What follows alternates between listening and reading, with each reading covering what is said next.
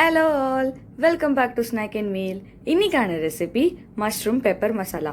சப்பாத்தி, இட்லி, தோசைக்கு சாப்பிடக்கூடிய இந்த ரெசிபிக்கு மிக்சர் ஜாரில் 2 டேபிள் ஸ்பூன் மிளகு, 3/4 ஸ்பூன் சோம்பு சேர்த்து ஃபைன் பவுடராக அரைச்சி எடுத்துக்கோங்க.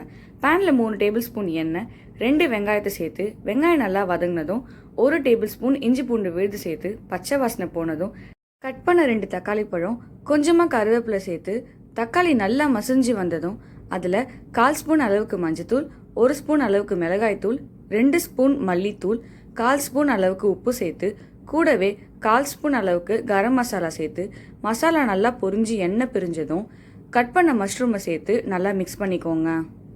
மஷ்ரூம்லேருந்து வர தண்ணியிலேயே 4 நிமிஷத்துக்கு மீடியம் ஃப்ளேமில் குக் பண்ணுங்க. கிரேவியாக வேணும்னா கொஞ்சமாக தண்ணி ஆட் பண்ணிக்கோங்க.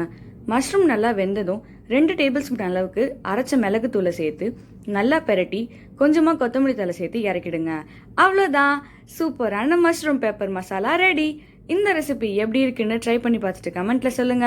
இந்த வீடியோ உங்களுக்கு பிடிச்சிருந்தா லைக் பண்ணுங்க, சப்ஸ்கிரைப் பண்ணுங்க. இந்த வீடியோவை உங்கள் ஃப்ரெண்ட்ஸ் அண்ட் ஃபேமிலிக்கு ஷேர் பண்ணுங்க. ஏன்னா any one can cook. Thanks for வாட்சிங் ஸ்நாக் அண்ட் மீல். உங்களை நான் அடுத்த வீடியோவில் சந்திக்கிறேன். பாய்.